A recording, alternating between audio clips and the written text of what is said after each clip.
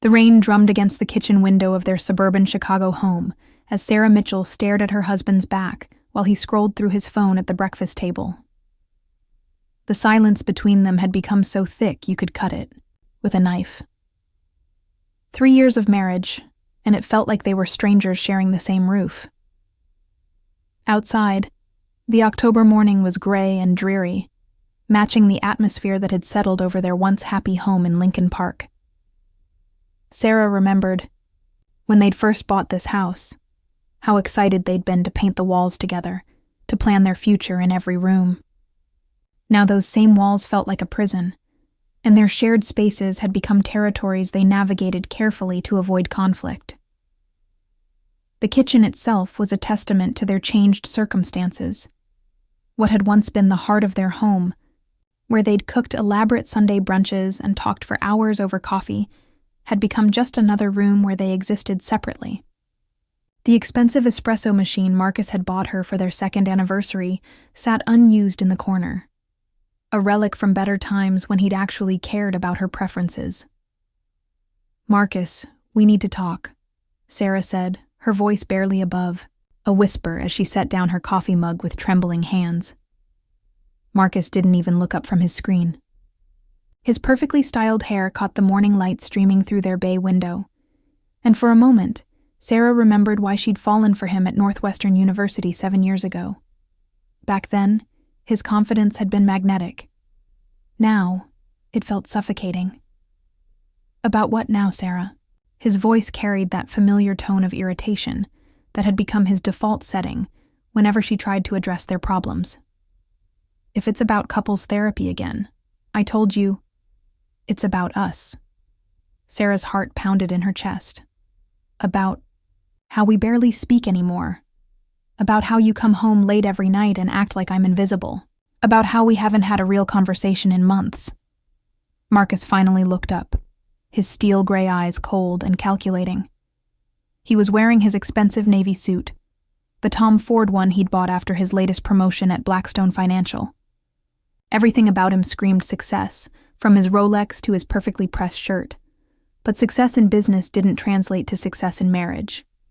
"You want to know the truth, Sarah?" Marcus leaned back in his chair, a cruel smile playing at the corners of his mouth. "Divorce is inevitable." The words hit Sarah like a physical blow. She gripped the edge of the marble countertop to steady herself, her knuckles turning white. "What did you just say?" Marcus actually laughed, a harsh, bitter sound that echoed through their spacious kitchen with its granite countertops and stainless steel appliances. The same kitchen where they'd once cooked together on Sunday mornings, where they'd planned their future over candlelit dinners.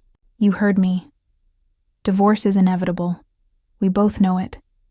You're just too stubborn to admit it." He stood up, straightening his tie with practiced precision. "Look at us, Sarah. We're two completely different people who want completely different things. You're always nagging about quality time and feelings, and frankly, it's exhausting." Sarah felt her world tilting on its axis. The man she'd married, the man she'd supported through law school while working 2 jobs, was standing in their kitchen treating their marriage like a failed business venture. "So that's it?" Her voice cracked despite her efforts to stay composed. 7 years together, 3 years married, and you're just done? "I'm being realistic." Marcus grabbed his briefcase and headed toward the door. "Some people are meant to be together forever. Others aren't. We're in the second category."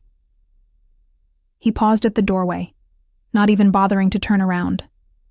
"I'll be working late again tonight. Don't wait up." The front door slammed shut, leaving Sarah alone in the sudden silence. She sank into one of their dining room chairs, her hands shaking as the reality of what had just happened began to sink in. The rain continued its steady rhythm against the windows, matching the tears that had started falling down her cheeks. For the next week, Sarah held on to hope that Marcus had spoken in anger, that he didn't really mean what he'd said. She tried everything she could think of to bridge the growing chasm between them. She made reservations at his favorite restaurant, the upscale steakhouse where he liked to see and be seen by his law firm colleagues. She suggested they plan a weekend getaway to the Wisconsin cabin they'd rented during their honeymoon. She even bought ingredients for his favorite dinner, beef Wellington, which took her the entire afternoon to prepare properly. But Marcus remained distant and cold, treating her attempts at reconciliation with barely concealed annoyance. He canceled the dinner reservation without telling her, claiming he had to work late. He dismissed the weekend getaway idea, saying he was too busy with the Hamilton merger to take time off. And when she presented him with the carefully prepared beef Wellington, he barely looked up from his laptop to mumble a distracted thanks, before eating in silence while reviewing legal briefs. Each rejection felt like another nail in the coffin of their marriage. Sarah began to understand that Marcus hadn't spoken in anger that morning. He'd spoken his truth. The man she'd married, the man she'd supported through law school while working 2 jobs, had already emotionally divorced her. She was just the last to know. The divorce papers arrived on a Thursday afternoon in October. Sarah was working from home. She'd been a marketing coordinator for a mid-sized tech company for the past 2 years, when the doorbell rang. The process server was polite but professional, handing her the manila envelope that would change everything. Sarah's hands trembled as she read through the legal documents. Marcus had been thorough and calculating, just like everything else he did. He'd already consulted with one of Chicago's top divorce attorneys. He'd outlined how he wanted to divide their assets. He'd even suggested she could keep the house if she could afford the mortgage payments on her own. The cruelest part wasn't the legal language or the clinical way their marriage was being dissected on paper. It was the realization that while she'd been trying to save their relationship, Marcus had been planning its demise. The late nights at work, the emotional distance, the dismissive comments, it had all been leading to this moment. Sarah called, in sick to work that day and the next. She spent hours walking through their neighborhood in Lincoln Park, trying to process what her life was about to become. The fall leaves crunched under her feet as she passed other couples walking their dogs, pushing strollers, living the life she'd thought she'd have forever. Every happy couple she saw felt like a reminder of what she was losing, what she'd apparently never really had. She found herself stopping at the small park where she and Marcus had had their first official date 7 years earlier. They'd been law students then. Well, he'd been in law school while she was finishing her marketing degree at DePaul. She remembered how charming he'd been that day, how he'd listened to her dreams of working for a major marketing firm, how he'd promised they'd build a successful life together. Now, sitting on that same park bench where they'd once planned their future, Sarah realized that Marcus's version of together had always been conditional. She'd been useful when he needed emotional support during bar exams, when he needed someone to handle the household responsibilities while he built his career, when he needed a presentable wife for law firm social events. But the moment she'd started expecting reciprocal support and emotional intimacy, she'd become an inconvenience he was eager to discard. Her best friend Jessica found her sitting on a park bench near the lake on Friday evening, staring out at the gray water of Lake Michigan. "Honey, you can't just disappear like that," Jessica said, settling down beside her. "I've been calling you for 2 days." Sarah handed her the divorce papers without a word. Jessica's expression went from concern to fury in about 30 seconds. "That son of a..." Jessica caught herself, then continued in a lower voice. "Sarah, I'm so sorry, but maybe this is for the best." "How can you say that?" Sarah's voice was hollow. "My marriage is over. My whole life is falling apart." "Your marriage was over months ago, sweetie. You've been holding on to something that Marcus had already let go of." Jessica put her arm around Sarah's shoulders. "I know it hurts now, but you deserve so much better than someone who treats love like a business transaction." As they sat there, watching the waves crash against the shoreline, Sarah felt something shift inside her. The initial shock and grief were beginning to transform into something else, a quiet determination that surprised her with its intensity. "You know what the worst part is?" Sarah said finally. "He expected me to just accept it, to roll over and let him dictate the terms of our ending. What are you going to do?" Sarah stood up, brushing the leaves off her jeans. For the first time in days, there was steel in her voice. "I'm going to prove him wrong about everything." 3 months into the divorce proceedings, Sarah had transformed her life in ways that surprised even her closest friends. The woman who had once centered her entire world around Marcus's schedule and preferences was discovering who she really was beneath years of compromise and accommodation. The transformation had started small. Sarah began saying no to social obligations she didn't enjoy, like the monthly dinners with Marcus's law firm colleagues where she'd always felt like an outsider. She redecorated their shared spaces, replacing Marcus's preference for cold, modern furniture with warm colors and comfortable pieces that actually reflected her personality. She even changed her morning routine, trading the early gym sessions Marcus had insisted upon for peaceful coffee moments, where she could actually read the news and plan her day. But the most significant change was in Sarah's relationship with her own ambitions. For too long, she'd downplayed her career goals to support Marcus's aggressive pursuit of partnership at his firm. She'd turned down networking events because Marcus needed her to attend his work functions. She'd avoided applying for promotions because Marcus claimed her increased responsibilities would strain their marriage.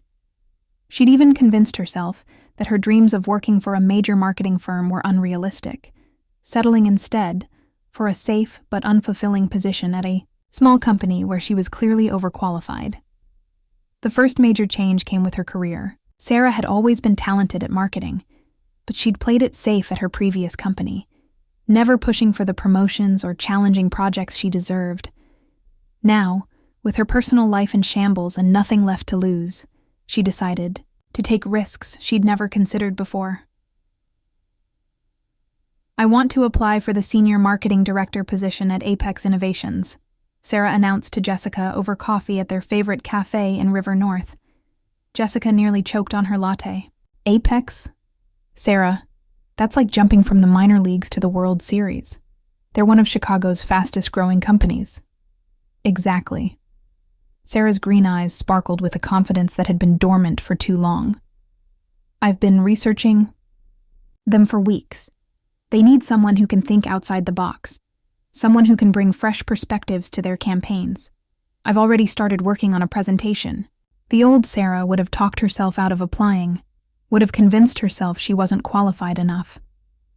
But the new Sarah, the one forged in the fire of betrayal and abandonment, had nothing to fear. She'd already lost what she thought was everything. Now she had everything to gain. Sarah spent the next 2 weeks preparing for her interview with an intensity that impressed even herself. She analyzed Apex's market position, studying their competitors and identifying opportunities for growth that even their current marketing team seemed to have missed. She developed a comprehensive strategy for expanding their digital presence, complete with detailed timelines and budget projections.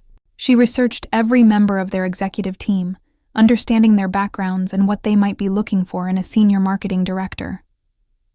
The preparation went beyond just professional research. Sarah bought a new interview outfit, a sharp charcoal blazer paired with a silk blouse that made her feel both professional and feminine. She practiced her presentation until she could deliver it in her sleep, anticipating every possible question and preparing thoughtful responses. She even rehearsed with Jessica, who played the role of a demanding interviewer to help Sarah build confidence.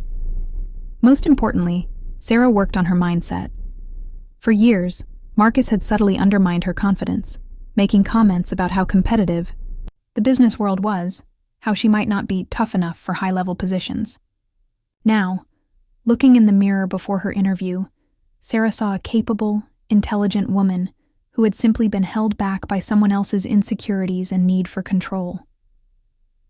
The Apex Innovations building in downtown Chicago was everything Sarah had imagined and more. 30 floors of glass and steel reaching toward the sky, with a lobby that screamed success and ambition. As Sarah rode the elevator to the 28th floor, she felt her heart racing with excitement rather than fear. The interview was scheduled with Elena Rodriguez, Apex's VP of Marketing, but Sarah had done her research. She knew that all senior hires were ultimately approved by the CEO himself, Alexander Blackwood, a man whose reputation in Chicago's business community was legendary. Elena Rodriguez was exactly what Sarah had expected from her LinkedIn profile: sharp, professional, and intimidating in the way that successful women in corporate America often had to be. But as Sarah began her presentation, she watched Elena's expression shift from polite interest to genuine engagement. "This is impressive work," Elena said, flipping through Sarah's portfolio. "You've identified market gaps that our current team missed entirely. Where did you get your insights on the Gen Z consumer segment?" "Honestly, from 3 months of being single and rediscovering social media," Sarah said, with a laugh that surprised both of them. "When your personal life implodes, you suddenly have a lot of time to notice things you missed before." Elena smiled, the first genuine smile Sarah had seen from her. "I appreciate honesty. Most candidates try to oversell their credentials. You're letting your work speak for itself." "I believe in authenticity," Sarah replied, "both in personal relationships and professional ones. I've learned recently that you can't build anything lasting on false foundations." The interview lasted 2 hours instead of the scheduled 45 minutes. By the end, Sarah felt like she'd found not just a potential job, but a mentor who understood the challenges of being an ambitious woman in a competitive field. "I'm going to be honest with you, Sarah," Elena said as they wrapped up. "This position typically requires someone with more senior-level experience, but your insights are exactly what we need, and frankly, your hunger is obvious. I want to recommend you to Alexander, Mr. Blackwood, for final approval." Sarah's heart skipped a beat. Alexander Blackwood was a name that commanded respect throughout Chicago's business community. At 38, he'd built Apex from a small startup into a multi-million-dollar enterprise. He was known for being brilliant, demanding, and absolutely ruthless when it came to business. "I'd be honored," Sarah said, extending her hand. "Thank you for taking a chance on me." "Don't thank me yet," Elena replied with a wry smile. "Alexander doesn't approve everyone I recommend. He has very specific standards." 3 days later, Sarah received a call that changed everything. "Ms. Mitchell? This is Alexander Blackwood's office. Mr. Blackwood would like to meet with you tomorrow at 2 p.m. to discuss the Senior Marketing Director position. Are you available?" Sarah almost dropped her phone. She was available. She would have canceled a meeting with the president if necessary. The next afternoon, Sarah found herself on the 30th floor of the Apex building, in a conference room, with floor-to-ceiling windows overlooking Lake Michigan. The view was breathtaking, but it couldn't compare to her first glimpse of Alexander Blackwood himself. He was tall, probably 6'2", with dark hair that was perfectly styled but looked like he'd run his hands through it during a stressful day. His suit was expensive but not showy, and when he looked up from the documents on the conference table, Sarah found herself staring into the most intensely blue eyes she'd ever seen. "Ms. Mitchell," he said, standing to shake her hand. His voice was deep and confident, with just a hint of warmth that made her feel instantly at ease. "Thank you for coming. I've been reviewing your presentation, and I have to say, I'm intrigued." For the next hour, Alexander grilled Sarah on everything from market trends to budget management to her thoughts on the company's expansion plans. His questions were challenging but fair, designed to test not just her knowledge, but her ability to think strategically under pressure. Unlike Marcus, who had always made her feel like her opinions were insignificant or naive, Alexander listened to every word she said with complete attention and obvious respect for her expertise. Sarah found herself energized by the intellectual challenge. Alexander's questions pushed her to articulate ideas she'd never had the chance to fully develop in her previous position. When he asked about her thoughts on emerging social media platforms, she shared insights about micro-influencer marketing that made him lean forward with interest. When he inquired about budget allocation strategies, she outlined a data-driven approach that impressed him enough to take notes. The conversation felt less like an interview and more like a collaboration between equals, something Sarah had never experienced in any professional setting. Alexander treated her ideas with the same seriousness he'd give to a presentation from his senior executives, asking follow-up questions that showed he was genuinely engaged with her thinking process. "Tell me something," Alexander said, leaning back in his chair. "Elena mentioned that you're going through some personal changes. How do I know you're not going to disappear on me if your life situation improves?" Sarah appreciated his directness. "Because my personal changes have made me realize what I'm actually capable of. For too long, I was so focused on making someone else's life easier that I forgot to pursue my own ambitions.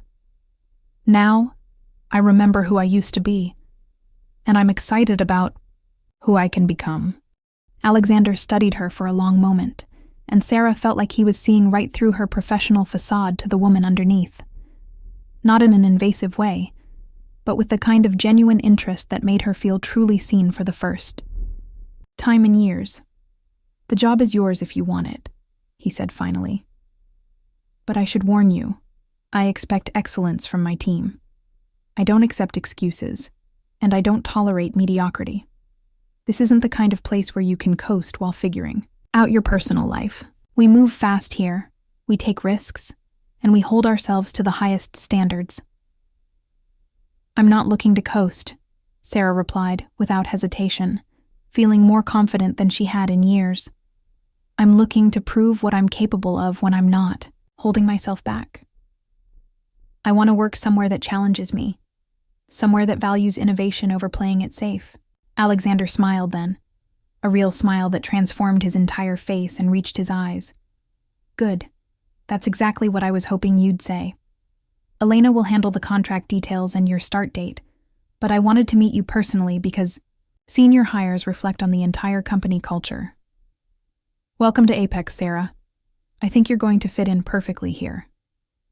As Sarah walked out of the building that afternoon, she felt like she was floating. Not only had she landed her dream job, but she'd been personally approved by one of Chicago's most successful entrepreneurs. For the first time since Marcus had laughed at her across their breakfast table, Sarah felt like the future was full of possibilities rather than limitations. She called Jessica immediately. "I got it," she said before Jessica could even say hello. "I got the job. Senior Marketing Director at Apex Innovations. Are you serious?" Jessica's voice was so loud that several people on the street turned to look at Sarah. "Oh my God, Sarah! This is incredible!" "It gets better," Sarah said, grinning as she walked toward the parking garage. "I met Alexander Blackwood himself. Jess, he's... wow. Wow, how? Wow, impressive or wow, attractive?" Sarah paused, remembering those intense blue eyes, and the way Alexander had listened to her ideas like they actually mattered. Both. Definitely both. That night, Sarah celebrated alone in her apartment, the same apartment she'd shared with Marcus, but which was slowly becoming hers alone. She'd spent the past few months transforming the space to reflect her actual preferences rather than Marcus's minimalist aesthetic. She'd redecorated the living room with warm colors and comfortable furniture, replaced their formal dining set with a cozy breakfast nook where she could work on her laptop while enjoying morning coffee, and turned Marcus's sterile home office into her own creative workspace with inspiration boards and colorful organization systems. The apartment felt like a sanctuary now, a place where she could be authentically herself without judgment or criticism. She'd filled it with books she actually wanted to read, art that spoke to her personally, and plants that brought life and energy to every room. It was smaller than their old house, but it was entirely hers, and that made it infinitely more valuable as... She sipped a glass of wine and looked out at the Chicago skyline twinkling in the distance. Sarah reflected on how dramatically her life had changed in just a few months. Marcus had expected her to crumble when he served her with divorce papers. He'd probably assumed she'd come crawling back within weeks, begging for another chance and willing to accept whatever crumbs of affection he was willing to offer. Instead, she was about to start the most exciting job of her career, working for a company that valued her intelligence and creativity. She was financially independent, emotionally stronger, and for the first time in years, she was excited about what tomorrow might bring. Her phone buzzed with a text from Marcus. "Sarah, we need to discuss the settlement terms. My lawyer thinks we're being too generous with the spousal support." Sarah looked at the message for a long moment, then deleted it without responding. Marcus could wait. She had a new life to build, and he was no longer the center of it. Sarah's first month at Apex Innovations exceeded every expectation she'd dared to have. Her campaign for their new software launch had generated buzz throughout the industry, and Elena had already hinted that a promotion might be in her future if she continued performing at this level. More importantly, working at Apex had given Sarah something she hadn't realized she'd been missing: intellectual stimulation. Every day brought new challenges, creative problems to solve, and colleagues who respected her contributions. It was a far cry from her previous job, where she'd felt undervalued and overlooked. "Sarah, do you have a minute?" Alexander's voice from her office doorway made her look up from her computer screen. It was nearly 7 in the evening, and most of the office had cleared out for the day. "Of course," she said, saving her work and turning to face him. Over the past month, she'd grown accustomed to his presence, but he still had an effect on her that she couldn't quite explain. Today he looked tired, but satisfied, his tie loosened, and his sleeves rolled up. The look of someone who'd put in a productive day. "I wanted to discuss the Morrison account with you," he said, settling into the chair across from her desk. "I know Elena typically handles the major clients, but I think this one might be perfect for you." Sarah's heart raced. The Morrison account was huge, a Fortune 500 company looking to rebrand their entire digital presence. Landing something like that would establish her reputation industry-wide. "I'd love to hear more about it," she said, trying to keep her voice professional despite her excitement. Morrison's CEO specifically requested someone who could bring fresh perspectives to their campaign, someone who wasn't locked into the traditional way of doing things. Alexander leaned forward, his blue eyes intense with focus. "Your presentation for the Apex launch showed exactly that kind of innovative thinking." For the next hour, Alexander outlined the Morrison project, while Sarah took notes and asked questions. What struck her most wasn't just the professional opportunity, but the way Alexander spoke to her, like an equal, like someone whose opinions mattered. It was such a contrast to her conversations with Marcus, who had always made her feel like her thoughts were insignificant. "There's just one thing," Alexander said as they wrapped up. "Morrison wants to meet with the team lead personally before making their decision. Are you free for dinner Thursday night?" "Dinner?" Sarah tried to keep her voice neutral, but something in her chest fluttered at the thought of spending an evening with Alexander outside the office. "Business dinner," Alexander clarified quickly, though Sarah thought she detected a slight flush in his cheeks. Morrison's CEO, James Patterson, prefers to get to know potential partners in a more relaxed setting. It's unconventional, but effective. "I'd be honored," Sarah replied. "Should I prepare anything specific?" "Just be yourself," Alexander said, standing up. "That's what got you this far." As Alexander headed toward the door, he paused and turned back. "Sarah, you're doing exceptional work here. I know this transition hasn't been easy for you personally, but professionally, you're exactly what Apex needed." After he left, Sarah sat in her office for several more minutes, replaying the conversation. There had been something in Alexander's voice when he mentioned her personal transition, a gentleness that suggested he understood more about her situation than she'd realized. Thursday evening found Sarah standing in front of her bedroom mirror, trying to decide between 2 dresses.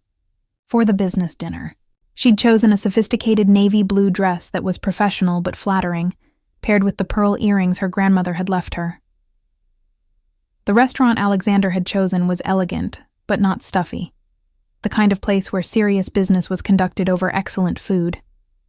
Sarah arrived exactly on time to find Alexander already seated at a corner table, looking devastatingly handsome in a dark gray suit. "You look lovely," he said, standing to pull out her chair. The compliment was simple but sincere, and Sarah felt warmth spread through her chest. Thank you. This place is beautiful. Patterson recommended it. He should be here Alexander. A booming voice interrupted them as a tall, silver-haired man approached their table. And you must be the brilliant Sarah Mitchell I've heard so much about.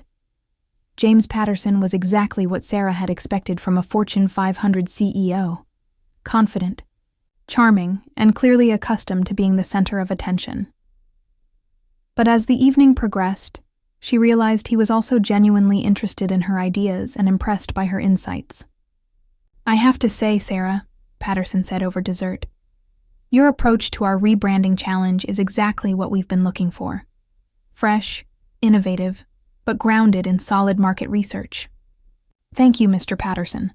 I believe that successful campaigns come from understanding not just what companies want to say, but what their audiences need to hear. Exactly. Patterson turned to Alexander. You've got a winner here, Blackwood. I hope you're paying her what she's worth. Sarah felt Alexander's eyes on her, and when she glanced his way, she saw something that made her pulse quicken. Pride, admiration, and something deeper she couldn't quite identify. Sarah sets her own value, Alexander replied smoothly. My job is just to make sure Apex deserves her. After Patterson left, Alexander and Sarah found themselves lingering over coffee, the business portion of the evening complete, but neither seeming eager to end the conversation.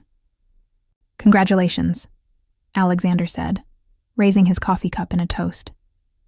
Patterson was impressed, which means the account is yours. Ours, Sarah corrected. This is a team effort. You're generous with credit. That's a rare quality in business. Something in his tone made Sarah study his face more carefully. You sound like you speak from experience. Alexander was quiet for a moment, seemingly deciding how much to share. I used to be married, he said finally. My ex-wife was very focused on individual success. Everything was about her career, her achievements, her recognition. It took me a long time to realize that a partnership requires people who celebrate each other's victories rather than compete with them. Sarah felt her breath catch. How long have you been divorced?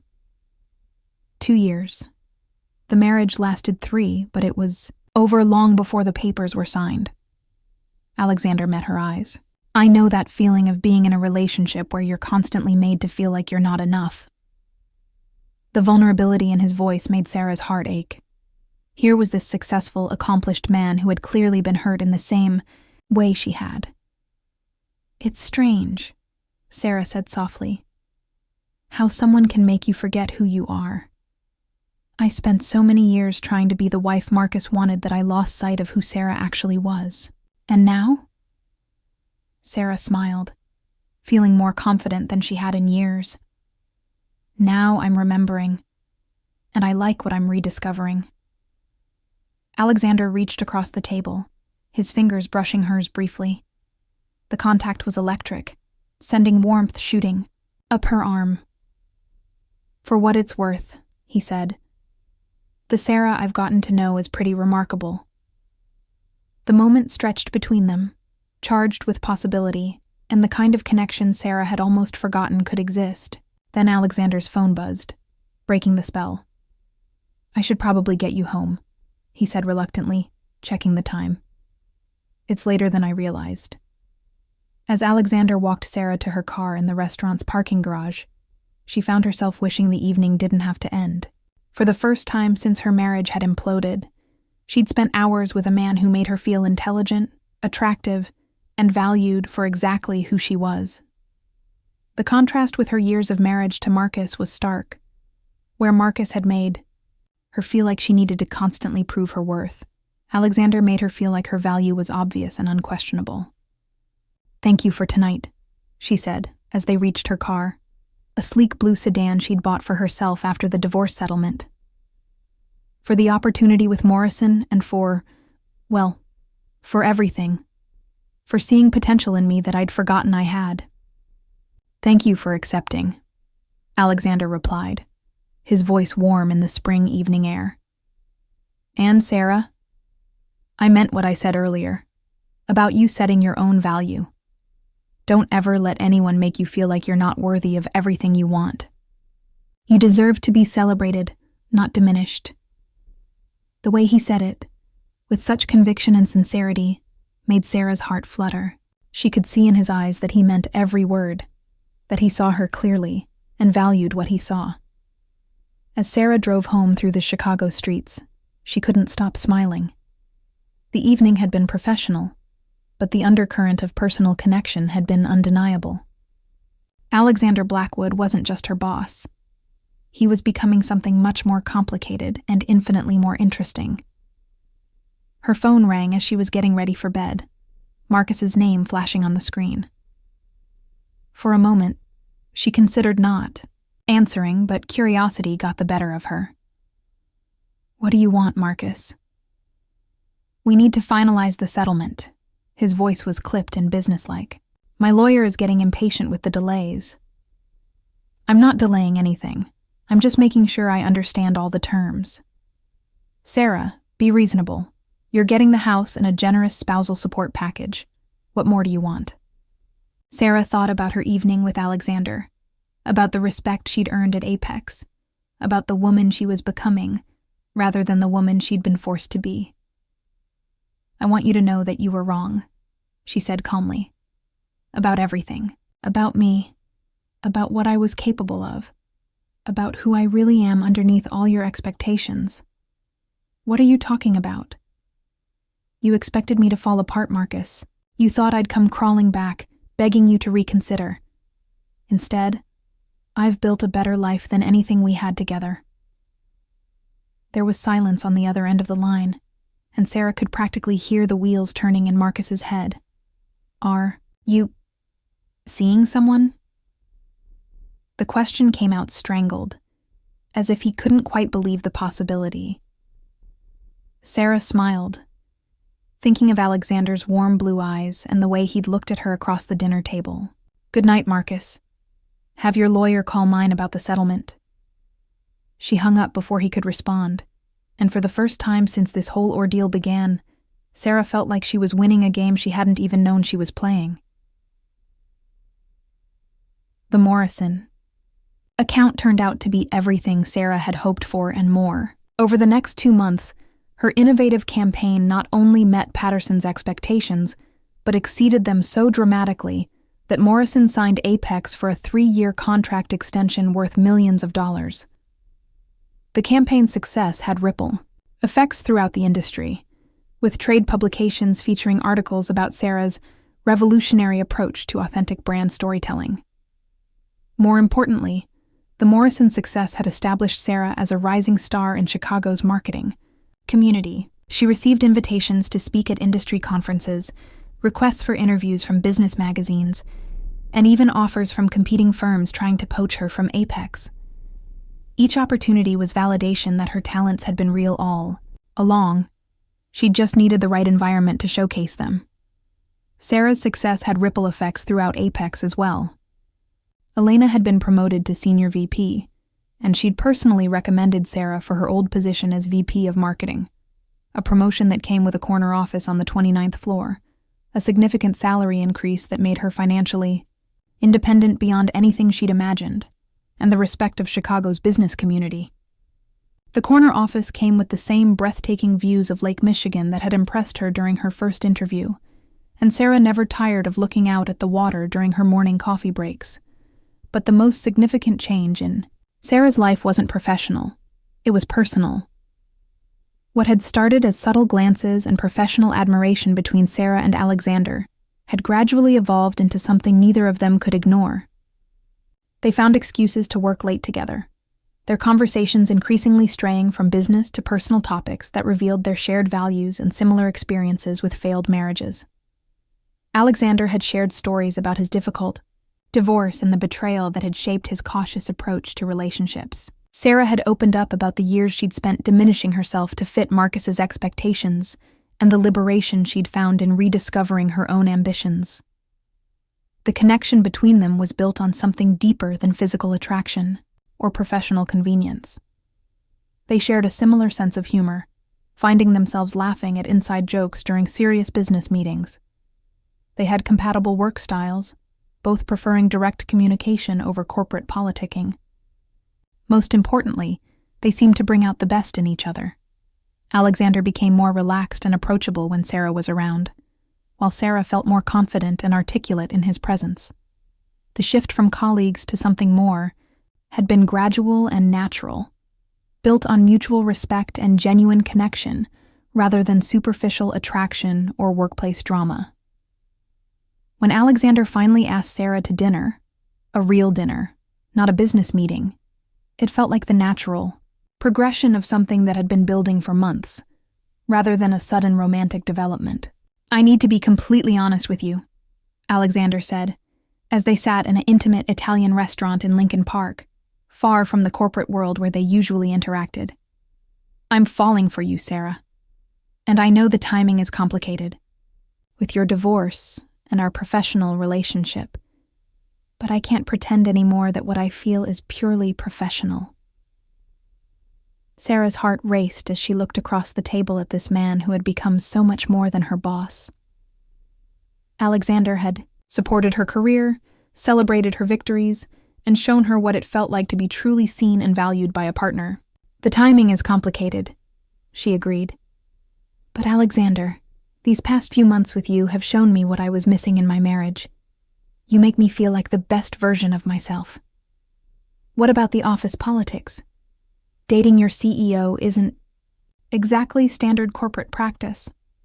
Sarah smiled, feeling more confident than she had in years. "Then maybe it's time we changed some corporate practices. Besides, I'm pretty sure I can handle whatever gossips might say." Their first official date led to a second, then a third.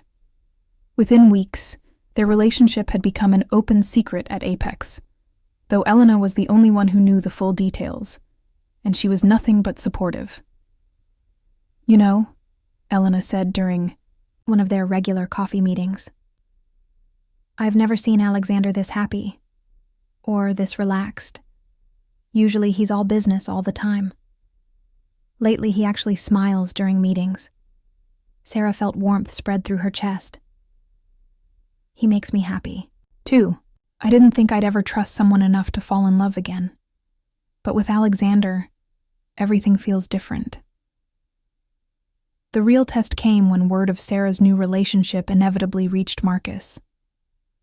It was a Tuesday afternoon in late spring when Marcus showed up at Apex's lobby, demanding to see Sarah.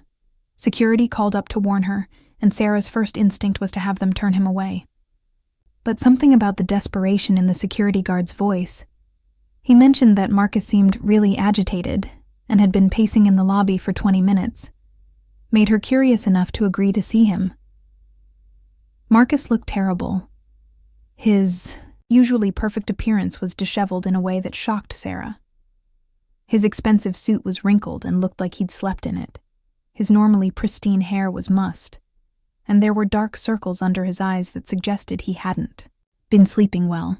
He was clutching a stack of papers that Sarah recognized as legal documents, and his hands were actually shaking slightly as he waited for her in the lobby.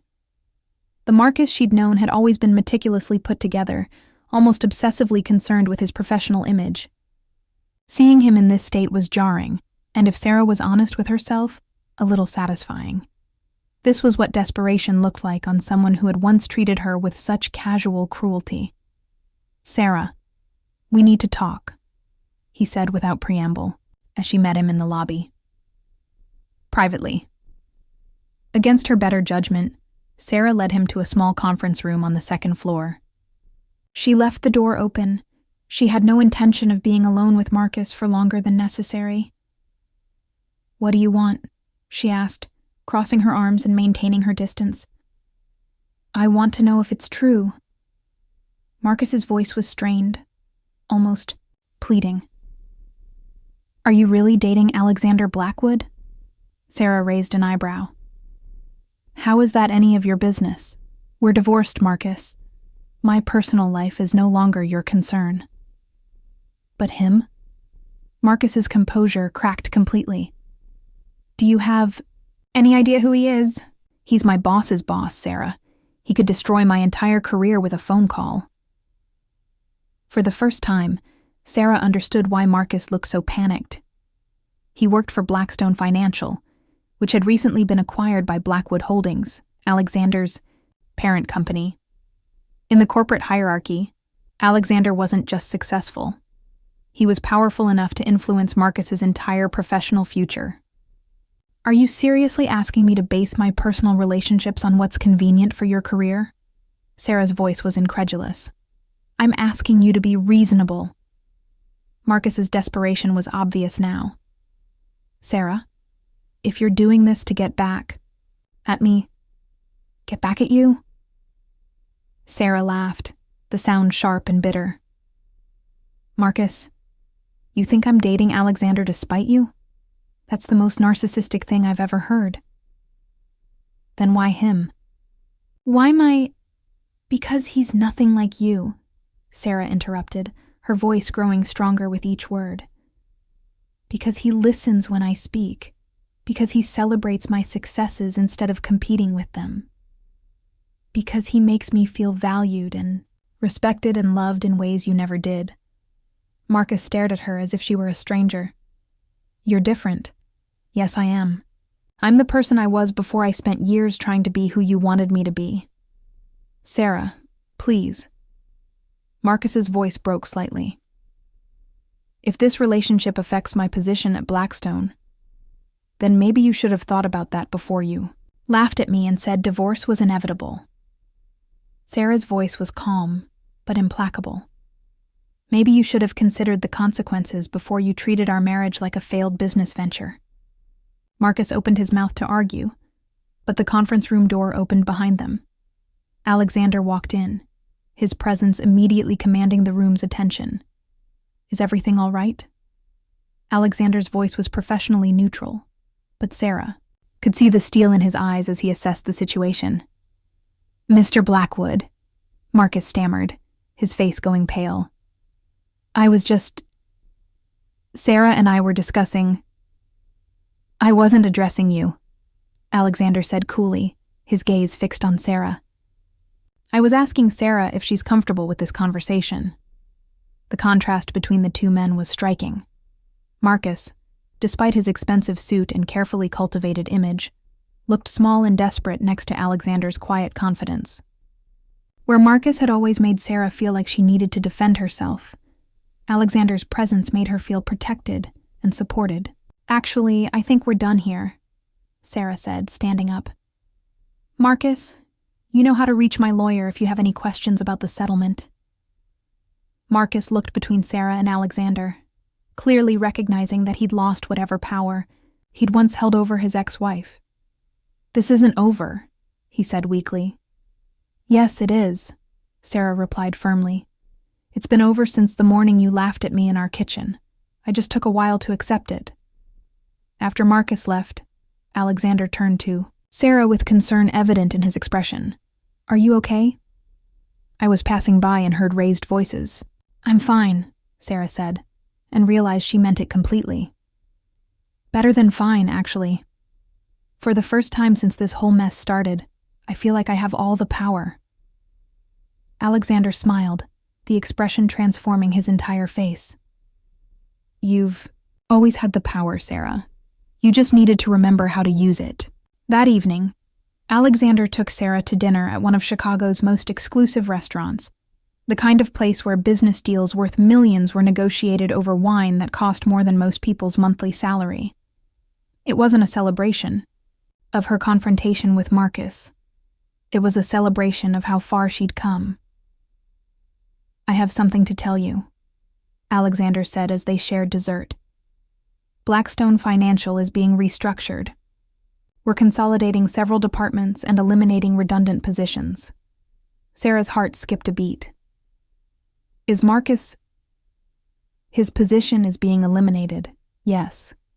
It has nothing to do with our relationship, Sarah.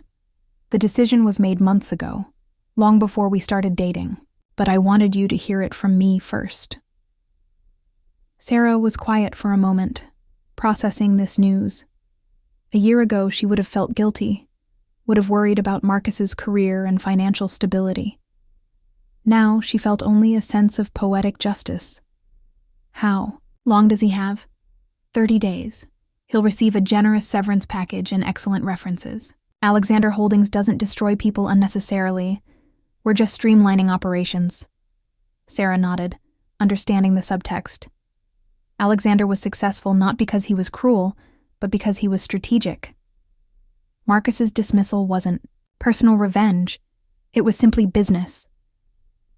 I can't say I'm sorry, Sarah admitted.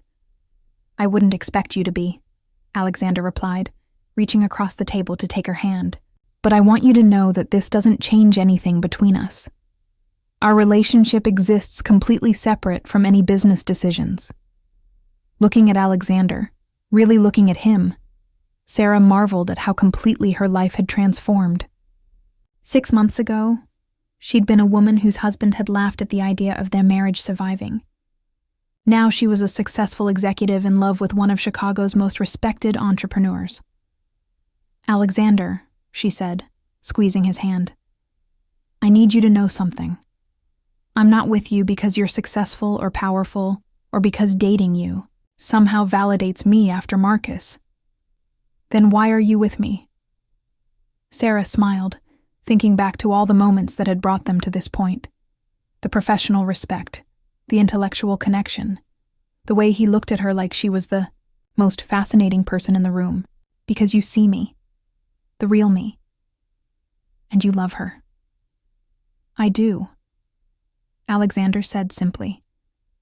I love your intelligence, your resilience, your passion for everything you do. I love that you never gave up on yourself, even when someone you trusted tried, to convince you that you weren't enough. 3 weeks later, Sarah received a text message that made her laugh out loud in her corner office at Apex. It was from Jessica. Girl, you need to see the Chicago Tribune business section today. Now. Sarah quickly pulled up the online edition and found what Jessica was referring to. There, in the People on the Move section, was a photo of her and Alexander at a charity gala they'd attended the previous weekend. The caption read, Alexander, Blackwood, CEO of Blackwood Holdings, and Sarah Mitchell, VP of Marketing at Apex Innovations, at the Children's Hospital Foundation benefit. The power couple's relationship has been one of Chicago's most talked about business romances. Power couple. Sarah had never thought of herself that way, but looking at the photo, Alexander's arm around her waist, both of them smiling genuinely, at the camera, she realized that's exactly what they'd become. Her phone rang almost immediately.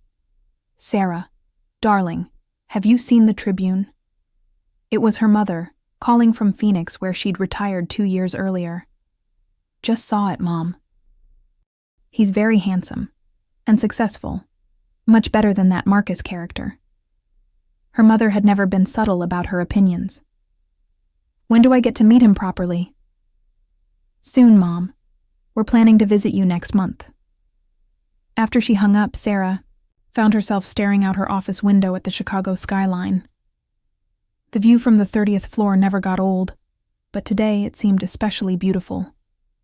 The late afternoon sun was casting golden light across the lake, and the city stretched out below her like a kingdom she'd conquered through sheer determination. Elena appeared in her doorway, holding a copy of the Tribune and grinning widely. So, power couple, huh? Elena teased, settling into the chair across from Sarah's desk.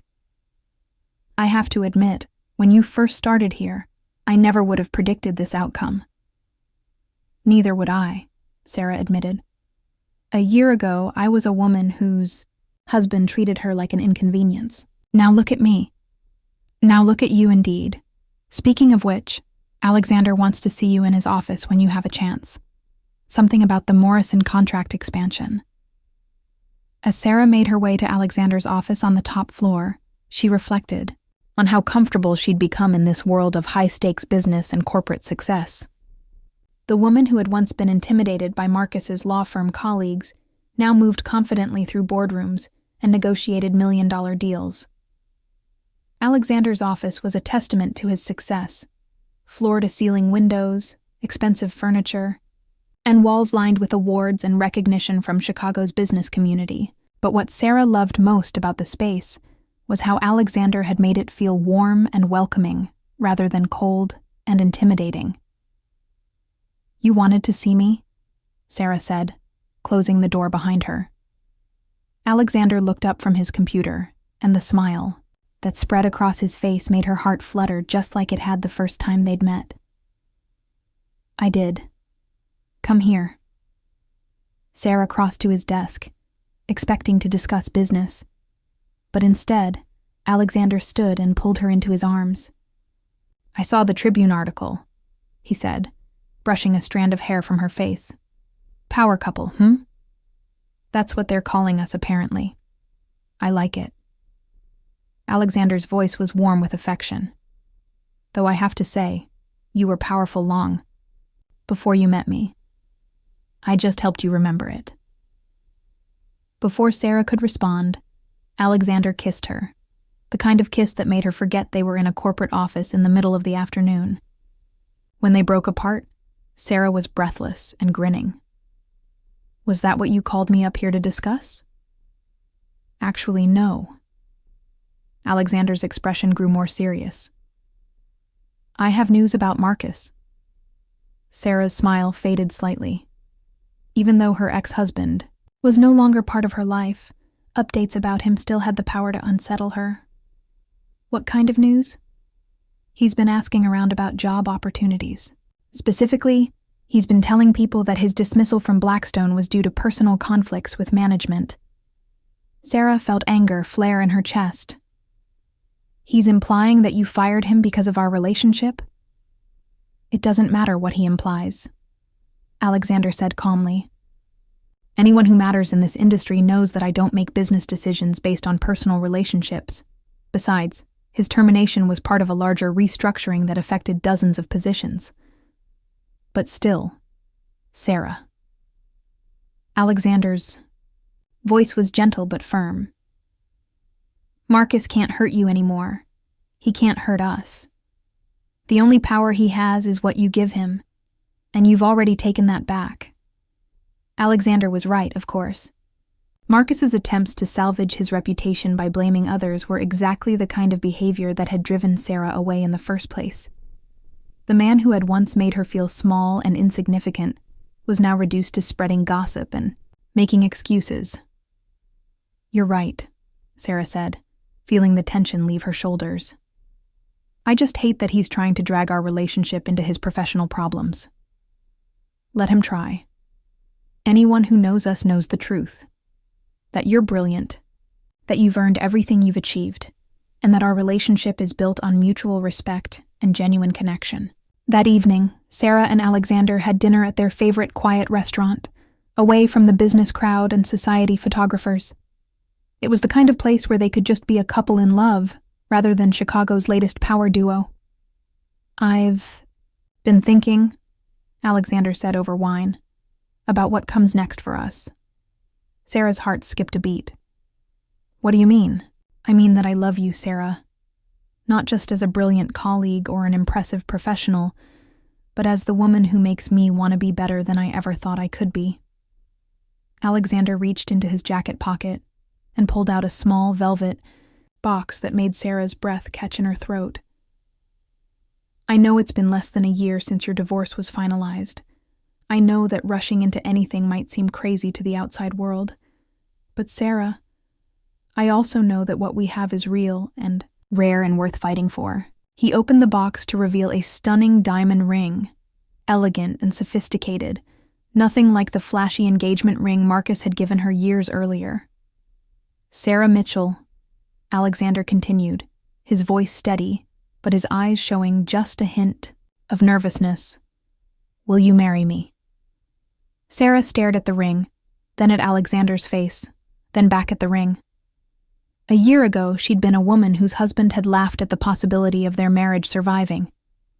Now she was being proposed to by a man who valued her intelligence, supported her ambitions, and loved her exactly as she was. "Yes," she whispered, then louder. "Yes, absolutely yes." As Alexander slipped the ring onto her finger, Sarah felt like her transformation was complete. She'd started this journey as someone's discarded wife and had become her own woman. Successful, confident, and deeply loved. The restaurant's other patrons might have wondered why the elegant couple in the corner booth were both crying and laughing at the same time. But Sarah and Alexander were too lost in their own happiness to care about anyone else's attention. "I love you," Sarah said, admiring the way the diamond caught the candlelight. "I love the life we're building together. And I love who I am when I'm with you." "I love you too," Alexander replied. "And I promise you, Sarah, I will never make you feel like you need to be anyone other than exactly who you are." As they walked out of the restaurant that night, Sarah's phone buzzed with a text from an unknown number. She almost deleted it, without reading. But something made her check the message. It was from Marcus. "Heard congratulations are in order. Hope you're happy." Sarah showed the text to Alexander, who read it with a neutral expression. "Are you going to respond?" he asked. Sarah looked at the message for a long moment, then deleted it without replying. "No," she said, taking Alexander's hand. "I have better things to do with my time." And she did. Sarah Mitchell, soon to be Sarah Blackwood, had a wedding to plan, a company to help run, and a future full of possibilities with a man who had shown her what love was supposed to feel like. The woman whose husband had once laughed at the idea of their marriage lasting had found something infinitely better, a partnership built on mutual respect, shared ambitions, and the kind of deep connection that comes from truly seeing and valuing each other. Marcus had been right about one thing. Divorce had been inevitable. But he'd been wrong about everything else. Sarah hadn't crumbled when their marriage ended. She'd soared. And now, as she walked through downtown Chicago with her fiancé, the city lights reflecting off her engagement ring, Sarah realized that sometimes the end of one story was really just the beginning of something much, much better.